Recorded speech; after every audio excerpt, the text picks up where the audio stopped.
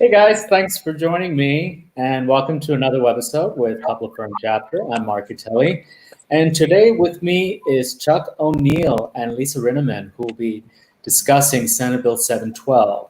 Chuck is an entrepreneur, an environmental advocate, and a Democrat from Apopka, Florida. He is the chair of the Florida Rights of Nature Network, president of Speak Up Wekiva, and is active in the Wekiva Springshed Alliance. Lisa Rinaman serves the St. John's Riverkeeper as the chief advocate and its public voice for the St. John's River. She also serves as the current chair of the recently formed Waterkeepers Florida, a formal collaboration of Florida waterkeeper programs representing communities and waterways in and around watersheds of the Indian River Lagoon, Collier County, Caloosahatchee River, Tampa Bay, Lake Worth, Matanzas River, Miami, St. John's River, St. Mary's River, the Swanee River, Suncoast, Emerald Coast, and the Apalachicola River.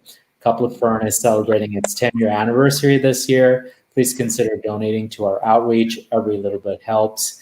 And we have special experiences and offers lined up for this watershed moment in our history. So consider becoming a Florida Native Plant Society member today as the ultimate show of your love and support. Now back to this important discussion with Lisa and Chuck. Would you like to introduce yourself and take things over? I'm happy to, Mark. Thank you very much for this opportunity to visit with you all about, unfortunately, bad legislation, but opportunities to all of us to get involved to protect clean water across Florida. Hi, Mark. This is Chuck O'Neill. It's great to be with you today to talk about this important bill and also what your viewers can do to try to stop it, slow it down, and kill it eventually. Thank you, guys. I'm going to pull up Lisa's presentation for you guys, and I'm going to write down in the comments section more information about the veto form for SB 712 if you guys are interested, as well as the Florida Rights of Nature Network website, so you can explore those further after the webinar is done. So let's pull up your screen right now.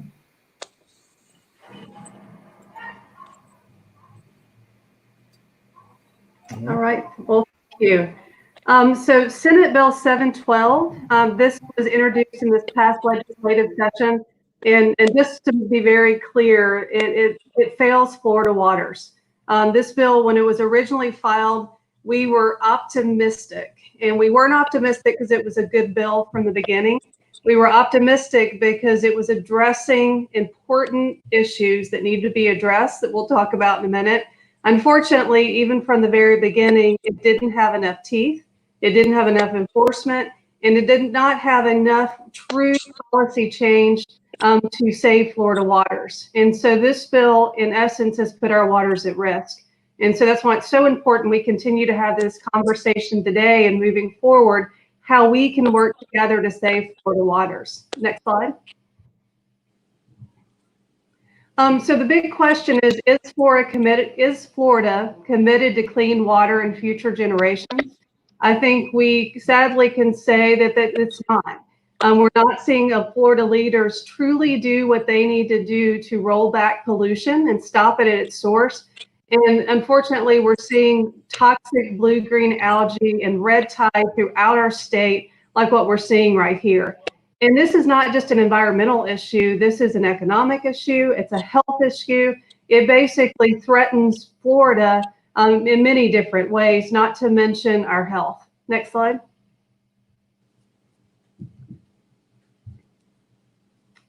Just last year, we saw one of the worst blue-green algae outbreaks in the St. John's River we've seen in a decade. There were more than 90 days of toxic green slime on our waterways that basically made it dangerous to get out on a river. Right now, we're seeing more than 60% of Lake Okeechobee covered with green slime. And so this is continuing to not only make it impossible to enjoy Florida waterways, it's threatening all of us that live or work on the banks of the waters. It threatens our economy, and this is unacceptable. So once the bill was filed, we thought we may really get some teeth to stop pollution at its source. And unfortunately, that's not the case. Next slide. So what causes toxic blue-green algae? What are we talking about? Unfortunately, there's not one source. You truly need to focus on a whole host of sources. Urban fertilizers running into our storm drain, sanitary sewer overflows, failing septic tanks, animal waste. Anything that goes down the storm drain is going to fuel these toxic blue-green outbreaks because they have nitrogen and phosphorus in them. And when you have too much nutrients and it's out of balance in our waterways, you start seeing these outbreaks of green slime. Next slide. In addition to issues we're seeing with urban fertilizers and everything I just mentioned, we're seeing an uptick of nutrient pollution running off from use of reclaimed water. While we support the use of reclaimed water so we don't put potable and drinking water on our grass, we're starting to see that people are fertilizing and using high nutrient reclaimed water in a way that's causing more runoff, and it needs to be better regulated to protect our waterways. Next slide. And then, of course, agriculture. Agriculture is a big driver of blue-green algae, and this bill does nothing to regulate and protect our waters from runoff from fertilizer and pesticide use and in non-sustainable ag practices. Next slide. And then sewage sludge. Sewage sludge is a byproduct of treating sewage. And unfortunately, what we're doing in the state, instead of disposing of this in a sustainable way, we're disposing on land and it's running off into our waterways. Senate Bill 712 undermines protections that were being considered and basically relied on future rulemaking and put loopholes into any protections that exist thanks to lobbyist interest. And the last slide. So what does Senate 712 do to stop pollution in its source? The cheapest way to stop blue-green algae, to stop red tide, to protect our water, is to prevent the pollution from getting in. And unfortunately, 712 fails to do that. It fails to fix the broken procedures and programs in place, like the Basin Management Action Plans and best management practices. It relies heavily on future rulemaking. And unfortunately, if you just rely on future rulemaking means nothing. In fact, we're not seeing that rulemaking happen.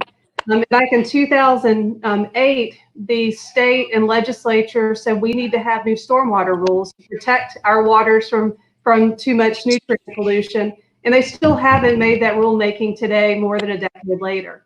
So this bill relies on future rulemaking. It relies on future appropriations. It relies heavily on policies to be developed at some time in the future. So again, there's no real teeth. There's no real enforcement.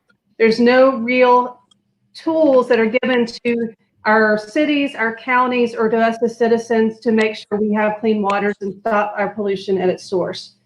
And so while it is a bill full of words that sound good in regards to reporting requirements, it requires some inspections. There are some new minor requirements, but it's like putting a Band-Aid on a gunshot wound. There's nothing here that will truly undo the problems of the past.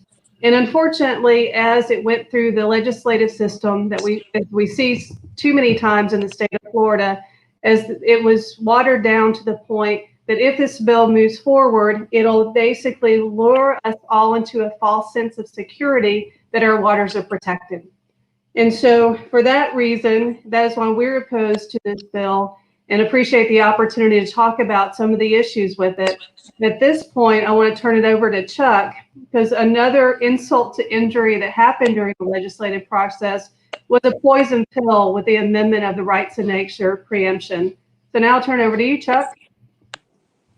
Thank you, Lisa. And as you know, being an advocate for the waters of Florida for so many years, what happened with SB 712 is not new.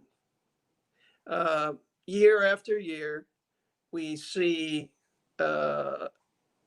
bills go before the Florida legislature, be proposed, to do something good, to clean up our rivers, our lakes, the lifeblood of Florida.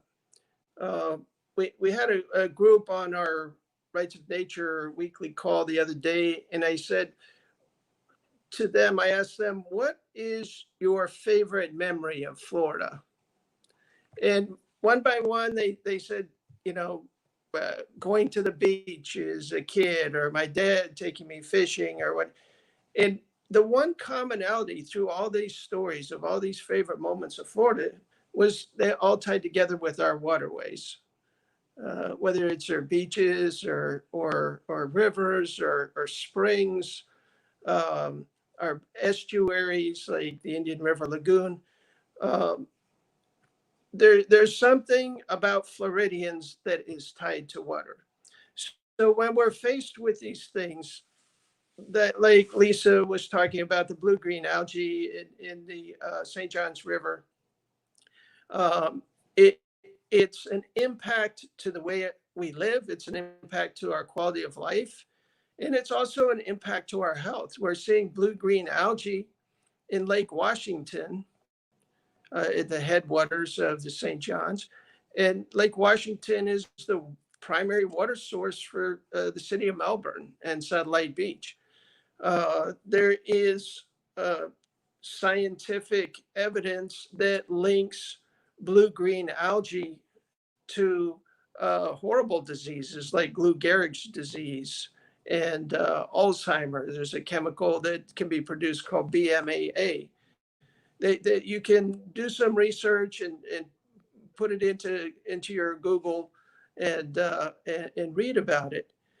So how do we get past this age-old problem of proposing a bill, it goes to Tallahassee, and then the lobbyists for industry get a hold of it and destroy it. And what ends up happening is you get a nicely named bill like the Clean Waterways Act. That's a great name, and I'm all for the name. And that's about where my support ends for this bill. There are 111 pages of regulations. But our regulations, what do regulations regulate? And what we find is regulations tend to regulate citizenry. They tell us, okay, we're going to establish a permitting process and we're going to have a hearing. And then you go to the hearing for the permit and they say, oh, Lisa, Mark, we're so glad you came. Make your public comment. Thank you so much for coming by. And then they vote and they do what they were going to do in the first place. And if for some reason a bill should actually do something that's good, then when it goes to be enacted and implemented, oftentimes the agencies implementing these new laws turn to weakened or lax implementation of the law. So what the Rights of Nature movement in the state of Florida is doing is saying this methodology of regulation is not working for us. Let's start at a different point.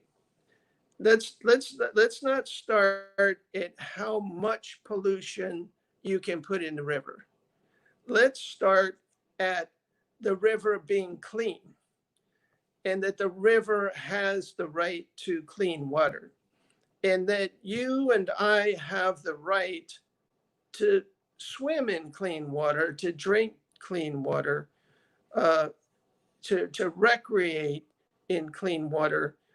Let's start with that right and then work backwards from there and say, okay, once we establish this right of the river to maintain a healthy ecosystem and someone infringes upon that right, that any citizen within the county in which this is passed can file suit against the polluter. and saying, you are depriving this river of its right to clean water. You are depriving me as a citizen of Orange County, for instance, of having clean water in this county. Well, needless to say, Lisa and Mark, this has not gone over well with the powers to be in Tallahassee. I mean, they like the way the game is set up currently. They like that they control the entire process from beginning to end. And what we are doing here in Orange County, starting with Orange County, but across the state, we're working all across the state to do the same thing, is to instill the right to clean water, instill the rights of nature into the county charter. So we're doing it in the county charter here in Orange County as a ballot amendment, a charter amendment that will be voted on in November.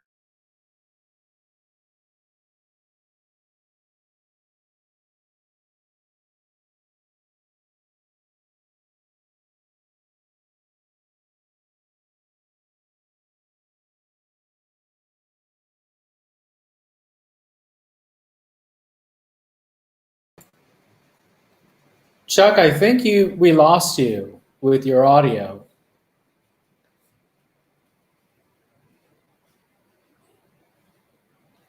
Yeah, Chuck, if you can hear us, we can't hear you.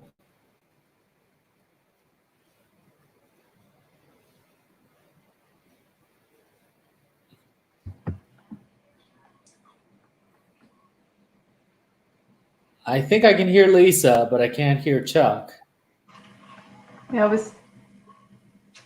Yeah, I think we've lost him for a second. My mute was muting him, but yeah, I just try to unmute him and mute him back and see if it works. But Chuck, say something right now real quick to see if we can hear you.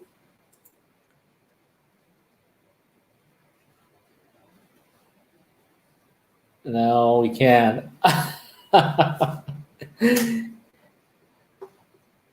Chuck, try to leave the studio and try to come back in. That might reset the settings for you. And in the meantime, I'm going to show people the website that you are referring to about Orange County Charter question number 1. And that is the right to clean water. So if you are visiting this website, the website's address is righttocleanwater2020.com. And what you do is click on text of charter amendment, and you would float into this page. Chuck, can you hear us now, or can we hear you? That's the more important question.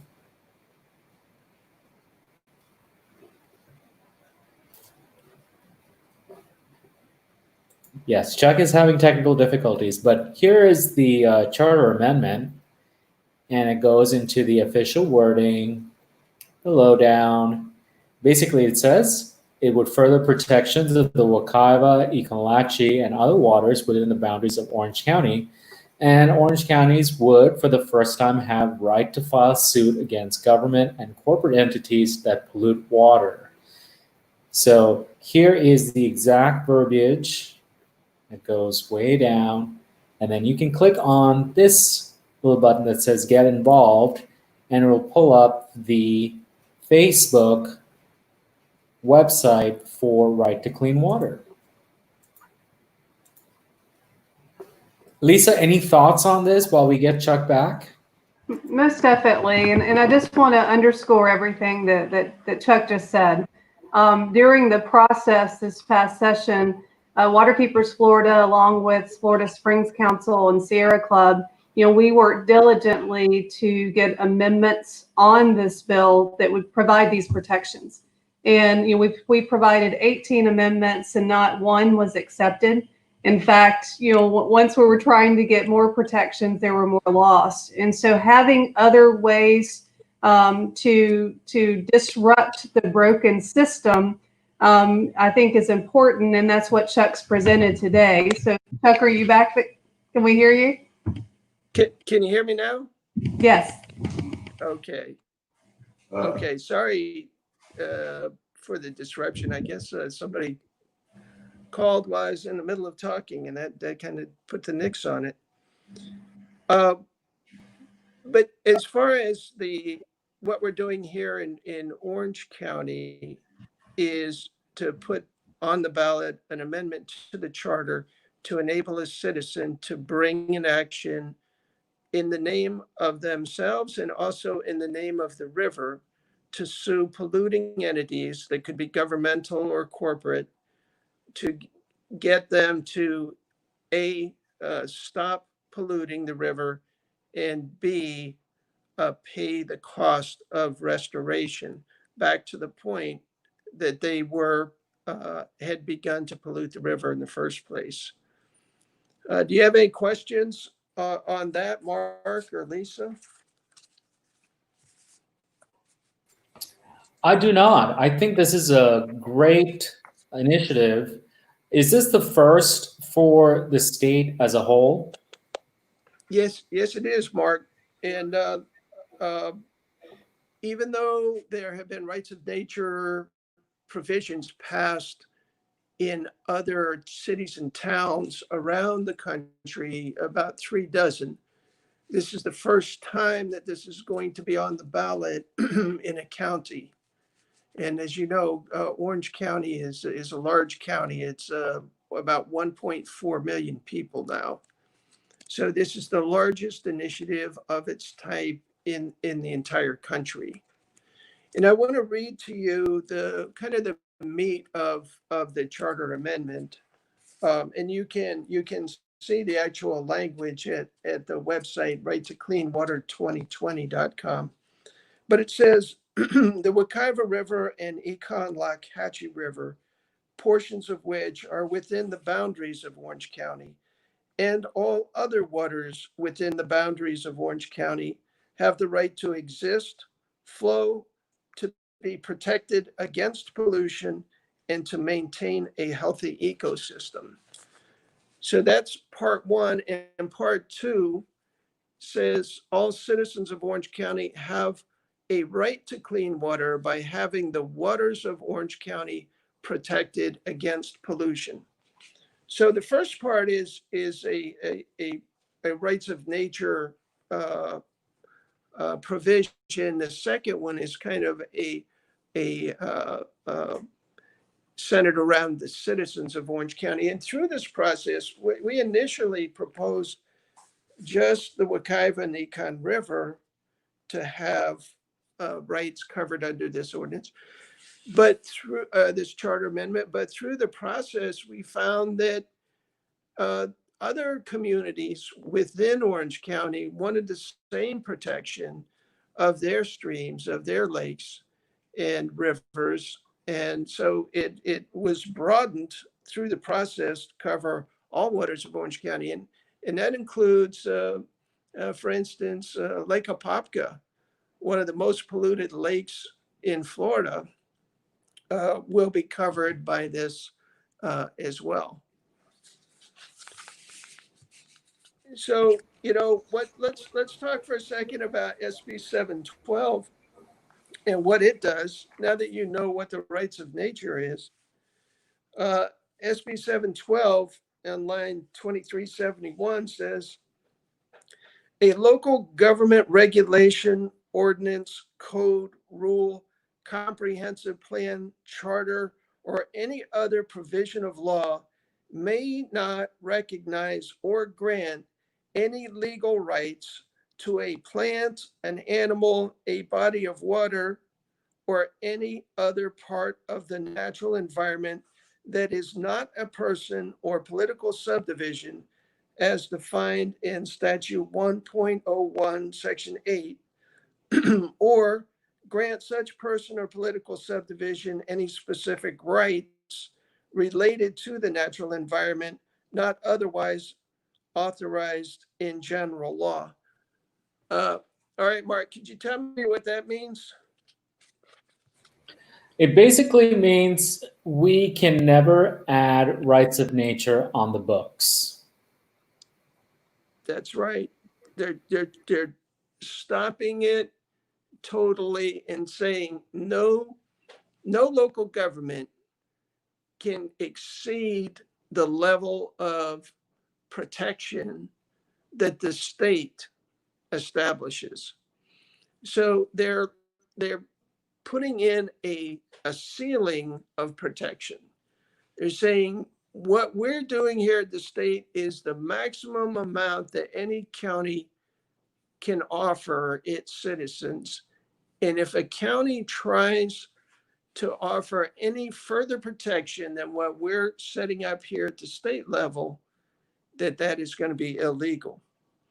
But the other thing that it says is uh, it talks about a person or a political subdivision um, granting a person a specific right related to the natural environment, not otherwise authorized in general law. And now we're going to kind of get into a little bit of why we brought this forward into a charter county. A charter county is by constitution able to pass an ordinance or a charter amendment that is not disallowed by state law.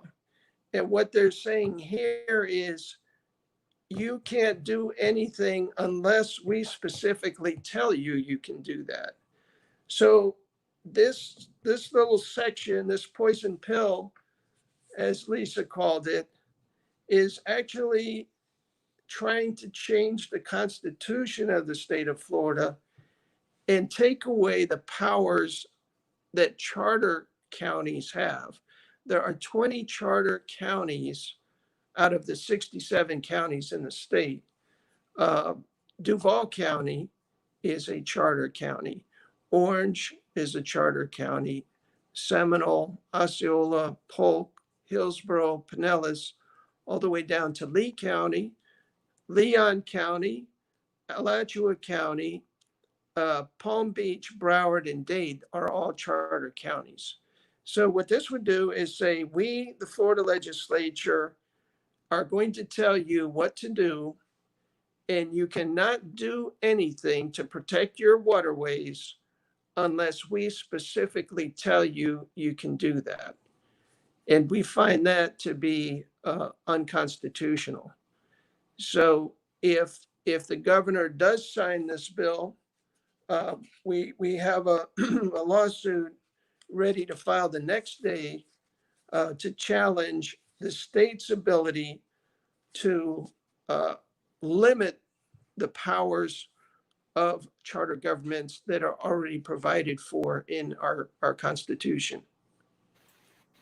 How likely is it that the government is going to sign this bill into law?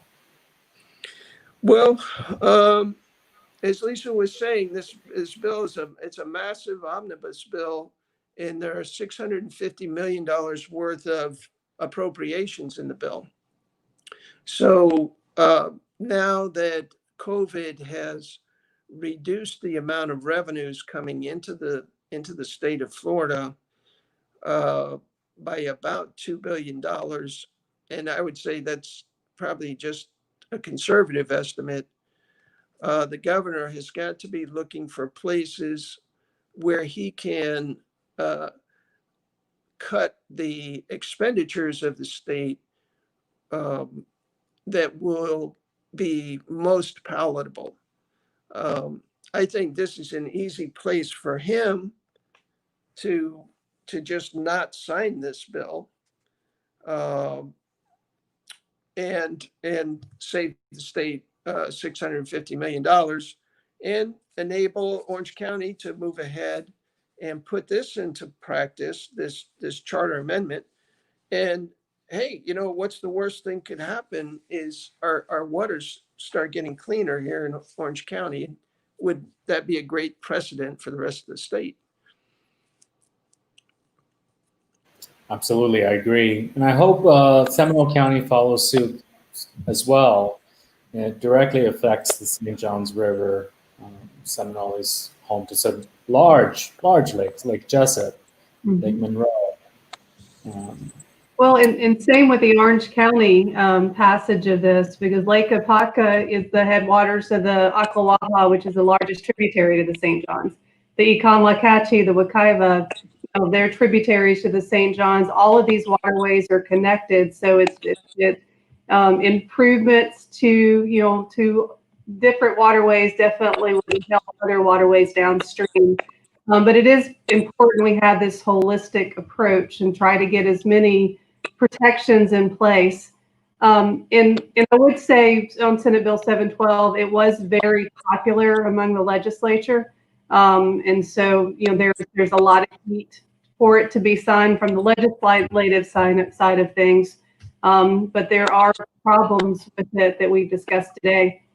Chuck, I have a question. Is this threat to charter counties, does that threaten other abilities of charter counties beyond clean water issues, or is it specifically on the waters? Yeah, it does, and that's a great point, Lisa. What it says that no personal or political subdivision, which would be a county, no county in the state, can grant any person or political subdivision any specific rights relating to the natural environment not otherwise authorized in general law. So granting a specific right relating to the natural environment, that's pretty broad, right? When a developer gets a right to develop 40 acres to build houses, he's actually getting a specific right that relates to the natural environment. I mean, that's the way I read it, and that's the way our attorneys are reading it. So if this passes, does that mean that unless the legislature because it says specifically authorizes a county to issue a development order, that a county cannot issue a development order because they're granting specific rights relating to the natural environment, right? So this is going to open up, a can of worms that I don't even think they realize what they've done. I don't know who wrote this, whether it was, a lobbyist for the Chamber of Commerce or Associated Industries, but in trying to squash us, they have written language that is so broad that I think it's going to come back to haunt them. So that's an excellent point. Well, it may be an opportunity to get some charter counties on board because of those unintended consequences that could be problematic in other ways than the concerns we're discussing today. Yeah, absolutely. I believe that the 20 charter counties and the Florida Association of Counties need to pay particular attention to this provision that was tucked into this bill, because that language about granting any specific right relating to the natural environment is so broad, and it also changes the dynamic of a charter county versus a regular county. A charter county is able to do anything that's not specifically prohibited by the legislature. A normal county can only do what the legislature tells it can do. So it's taking away all the powers, all the special powers of charter governments, relating to the natural environment. And what is not part of the natural environment, Lisa? I mean, other than maybe the cloud, the digital cloud. You and I are sitting in two buildings on top of land that are part of the natural environment. So it's to say it's an overreach is an understatement. But you get into when people talk about rights of nature, they and some people they say, oh, you want to make the river a person. How ridiculous is that? And if you go back to the Florida statute, it says a word person includes individuals, children, firms, associations, joint adventures, partnerships, estates, trusts, business trusts, syndicates, fiduciaries, corporations, and all other groups or combinations. That's a lot. That's a lot.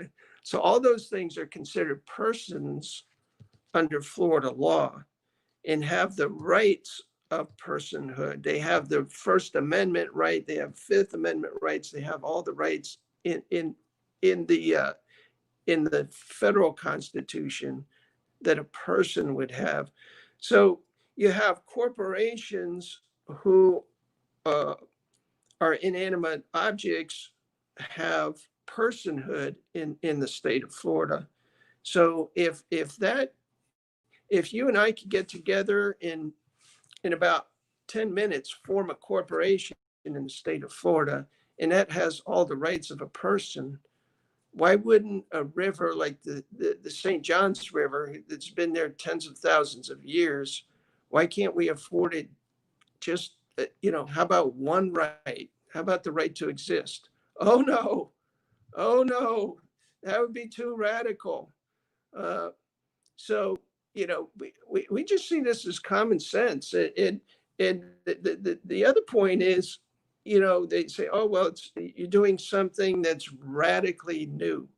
And I don't see it as radically new at all. The indigenous people of Florida regarded the rivers as beings that had rights. So this is more of a restoration of rights, than doing something new and radical. This is going back to the way it was before the European settlement of Florida, and saying, well, maybe we need, our current system obviously is not working. You look at the St. John's, you look at the Caloosahatchee River, you look at the Indian River Lagoon, Apalachicola Bay, you look at all these places that are having these extreme problems. And it's like, well, maybe there's a way of looking at this that we need to, reconsider. Maybe these things shouldn't be considered property. Maybe they should be considered as having individual rights.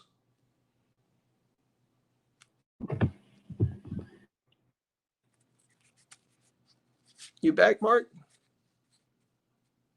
I am. You put in a solid point there, Chuck, and it's not an uncommon thought. It's not a new thought. The rights of nature is a concept that is global. Matter of fact, in New Zealand, I believe they gave an entire river its own legal entity. Isn't that right? Yes. They have done that in New Zealand, and it's really an evolution in our laws. Every year there are new developments around the world. The High Court in Bangladesh recently granted personhood to all the rivers in Bangladesh. You might say, wow, that's pretty radical. The problem there was there were individual actors polluting and destroying the rivers of the entire country that was affecting the entire country. And they said, what can we do to stop this. And that is the step that they took. Just to go off topic here, there's our state is the home to an orangutan from Argentina that was granted the rights of non-human personhood. I think her name is Sandra, and she was in a zoo by herself in Argentina, and a group sued to say that she should not be treated like a piece of property, that she had the right to exist, and was granted that by an Argentinian judge, and was moved from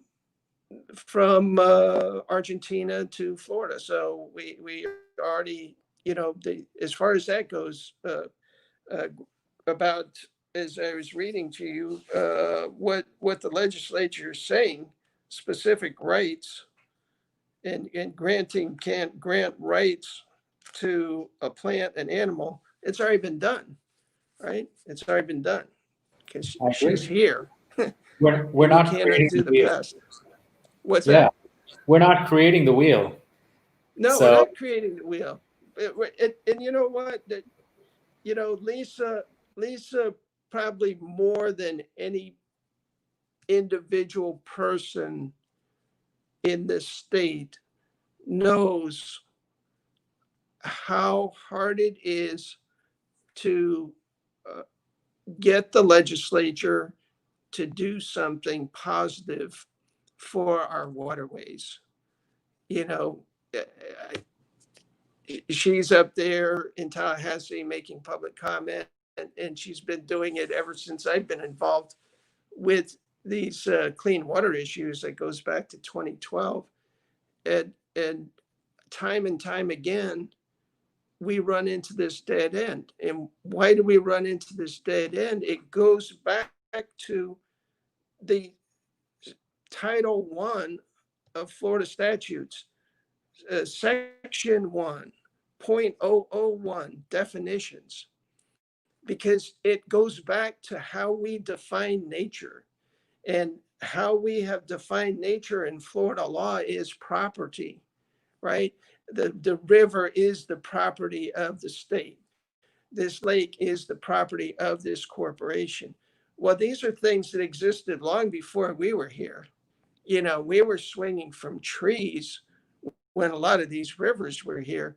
And now we come in and say, oh, this river is this person's property, and they can foul up the river. Lisa, you had an issue not too long ago with the application of the sewer sludge feeding into a tributary of the St. John's, right? That was causing immense problems. It's actually in the headwaters of the St. John's. So they're basically allowing South Florida sewage sludge to be trucked north to the headwaters of the St. John's. So it's impacting you all in Central Florida as well. Yeah. So it is that on the Deseret property? Where do they dump? It's on multiple properties. So basically they're permitting sewage sludge, which I mentioned earlier, the byproduct of treating sewage, the wastewater treatment facility, and they're classifying it as fertilizer and allowing farms to use it. So a huge bulk of it is on the Deseret Ranch, but then other smaller ones. There's about 89,000 tons that have been permitted in the headwaters. And basically the legislature did something good years ago for South Florida. They prohibited this land disposal of sewage sludge in South Florida, and now they're allowing it to be trucked up north. And this bill, unfortunately, did nothing to improve that and is relying on rulemaking that was underway and now has been halted. So it's an ongoing threat to all of Florida waters unless you're in South Florida. And wasn't the portion of the bill, the land application had to be so much above the water table, and then that was reduced, and there was some language that was recommended by a technical advisory committee that was basically undermined with a loophole. And not to get into the weeds on this one issue, but you know, there are expert people continuously putting loopholes in the protections that we currently have, as well as the protections we're trying to get. And that's back to where we started this conversation. It may sound good on paper, but then you have a full-blown lobby corps of folks for industry that are going and undermining even the minor movement forward. And to underscore what Chuck's saying, you know, we don't have the luxury to take small steps forward because of the growth in Florida, all these issues worse. Warming waters due to climate change is making all of these issues worse. Sea level rise, I mean, it's to the point where we're at that tipping point that something has to be done. So Chuck, I don't know if you wanted to talk more about sewage sludge. That's one of those topics I could talk about because it is just simply an unsustainable approach. And even if you don't care about our rivers, it undermines public investment because if you're taking septic tanks offline, putting them on sewer, but then you're just transferring the pollution that's being generated at that sewage plant back into our riverway, it's undermining our river's health, it's undermining public investment. Yeah, it's kind of like a pea and shell game. You're you know, let's say you have a wastewater treatment facility that goes to advanced wastewater treatment standards. They pull more of the nitrogen out of the wastewater, and you know, it's condensed into a solid, and you're like, all right, well, we kept that out of the, you know, rapid infiltration basins and in this particular area, and then you load it on a truck and you take it 50 miles to the east and you dump it into another basin. Yeah. What's the net, you know, gain of that? And that kind of goes to this whole concept of away, you know, throw it away. Well, there is no away anymore. Yeah. We have people in every place around the planet. It's got to go somewhere. That aren't there things that can be done with those biosolids that would fix the nutrients or nitrates to keep them from going into the ground? Yeah, the problem with biosolids is the phosphorus. And so what's been happening is farmers are allowed to put it on their land based on nitrogen needs. But then to get enough nitrogen for their fertilizer needs, they need about 4 times as much phosphorus. And so it's running off significantly. And we're seeing a big uptick of phosphorus since they've started permitting South Florida's sewage sludge to come north. But there are new technologies. Really, the goal is to reduce the amount of sludge that's produced. And there are new technologies that other states are doing, which actually, and there's a picture of the condensed sewage sludge, that very dark sludge that's being trucked. That's down in Indian River County that was trucked up from South Florida. But we need to invest in those new technologies that would reduce the amount of sludge we have, so we're not offsetting it by putting it and disposing of it in this way. But there was talk of investing in some of these new technologies, but that failed to cross the finish line during the legislative session. I've heard that at least in some places they're making concrete blocks out of that those biosolids. There are places that bake it to make, you know, things like pavers. There just has to be some entrepreneurial, enterprising company or person out there that can solve this problem, because as you said, we have 21 plus million people are not going to slow down on the production of this sludge, and we've got to do something to it. You touched on South Florida, saying you can't apply it to land in South Florida. So what do? They truck it to Central Florida. Yeah, and they charge their ratepayers an environmental protection fee to pay for the transportation costs to Central Florida. Isn't that a slap in the face? It truly is. But there are new technologies, and that's another thing. We need to invest in long-term solutions, and we're not seeing that happening in the legislature at this point. There are some great entrepreneurs, to your point, that are making biofuels and doing things that could truly be helpful and game-changing. Unfortunately, that investment's not happening because too many people that have power in Tallahassee depend on the status quo and benefit from the status quo. Yeah. Well, the landowners get paid to accept this sludge, right? They get paid to accept it, and then they also can reduce their fertilizer costs because they can use it as fertilizer. So it's a win-win for the farmers. And unfortunately, it's a double whammy for the environment because of the runoff that's causing pollution downstream, and also local governments absorb the cost. The cleanup costs are significant, and so that all falls on the backs of taxpayers. So they're passing along. They're individually profiting, these landowners individually profiting, and then passing on the cost of the cleanup to other municipalities, counties downstream. Exactly. Downstream being north, for anyone who is listening in from outside Florida, the St. Johns River flows north.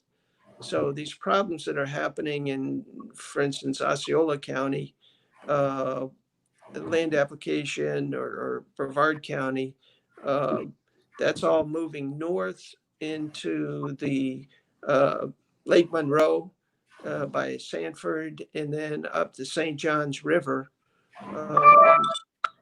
to Jacksonville, where it exits into the Atlantic Ocean. So everyone along that way, every county along that way is paying the price. And I will say I spent a lot of time in Palatka, and Palatka is seeing blue-green algae there that they never saw before. And yeah, well, within last year, the type of algae we saw during that 90 days I mentioned earlier, it was a type that's driven and fueled by phosphorus. And so it was a different type of algae that has some of the most toxic toxins present. So it is an issue, and something that we need to handle as a state that sadly Senate Bill 712 failed to do, among other things. Yeah, I agree. We have a question from one of our viewers. I'm going to post it on the screen and read it out to you guys. Jennifer says, are those who are using sludge entities who would use fertilizers anyways? What is the difference in runoff levels if so? Yeah, that's a good question. So part of when they're using commercial fertilizer, they let the cost drive their application rates. And so they're going to be very specific to how much their crop and how much the plants and the soil needs. So they're not going to over fertilize because it's going to cost them something. But with sewage sludge, as Chuck mentioned, they're paid to take it. It's free, and for them to get enough nitrogen, they have to put way too much phosphorus on. So that's what's driving this unsustainable runoff. Is that there aren't economic factors in place that would cause them to use less fertilizer. However, we've seen even overuse of commercial fertilizer because some of the practices, they want to be safe and sorry. So we need to regulate commercial fertilizer, and we need to ban the land disposal of sewage sludge.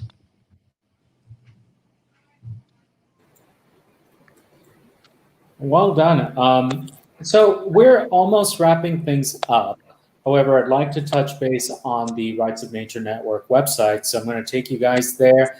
Chuck, if you could kind of, tell us a little bit more about that website, and then maybe we can do some closing points on SB 712 and why it's bad. And, it had the greatest intentions in the beginning, so I understand, but it turned out to be quite a lousy bill from what you guys as community leaders are telling us. So I'm going to add this into, this is FRONN.org, Florida Rights of Nature.org. So Chuck, are you behind this website? Who created this? Any tidbits or information that you can give us about this website?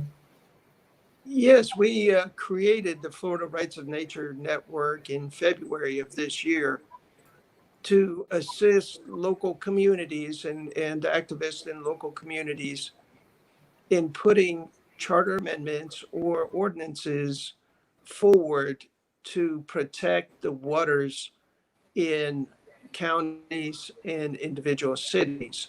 So we have uh, incipient uh, efforts in about 12 counties in Florida right now.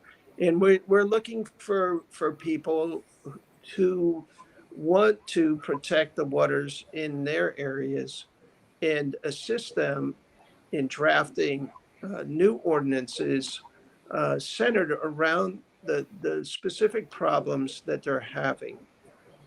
For instance, in Lee County, we have the Caloosahatchee River and the Lee County Rights of Nature, we call it LERON effort. So those efforts are supported in LERON by the Florida Rights of Nature Network. We have 6 different regions in the state, and each of those regions has a regional director. And we have one at-large director, and that's me. And I'm also the chair of this. So we're trying to help people get these things off the ground.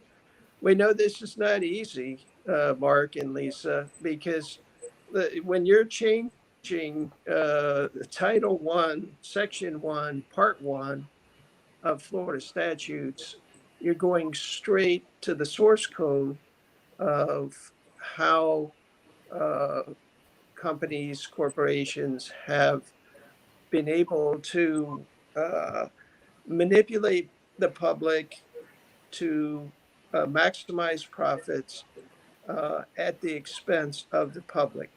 And, we were just talking about the biosolids problem. That's one of many different issues that's happening around the state. And each area has its own set of problems. The Indian River lagoons problems are different than the Caloosahatchee River. Uh, but we address each of those through an individualized proposed ordinance or charter amendment. Now, in Orange County, we, as I said, I think you referred to in the beginning, Mark, we have uh, this amendment, charter amendment that we call the Right to Clean Water. And I think you have that website too, the www.righttocleanwater2020.com website. That's Mm-hmm. specifically to promote and pass Charter Question 1 in Orange County, which Mm-hmm. is the Rights of Nature Charter Amendment, and also grants citizens of Orange County a charter-based right to clean water.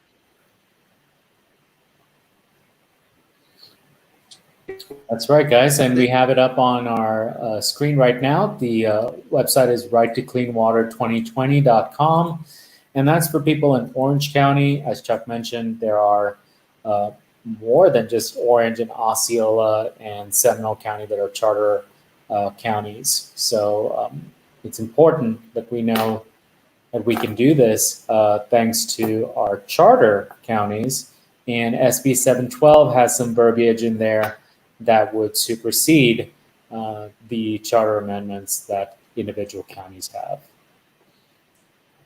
Irene Gaz writes, thank you for all the work you're doing. Irene actually works for a marine turtle rescue center, and she's a close acquaintance of our chapter. And folks, if you, Chuck and Lisa, if I may ask, what are the key points to take away from this discussion? Because we had it about Senate Bill 712. What is a couple things that you would like the viewers to know right now? I think that we have to come together. It's conversations like this where we can work together and learn from each other what works and have one voice. That's why we put together Waterkeepers Florida to make sure we had a statewide voice in Tallahassee. So I think working collectively together on initiatives like this are key to making sure we're standing up for Florida waters across the state. Chuck, any closing comments? Yes, Mark, I'd like to thank you and the Florida Native Plant Society and Lisa, especially Lisa and I go way back, and our fights for clean water and cleaning up the springs and things like that. And it's very important that folks watching this get engaged with this process. And I don't want to scare anyone, but a hydrogeologist friend of mine said, you guys are all concerned about climate change. What you don't understand is that eutrophication is going to kill off the human race long before sea level rise will. We keep putting these poisons in our water. It's a deadly combination. This is not just something, there's a lot of weeds in the river. This is the water that we're drinking.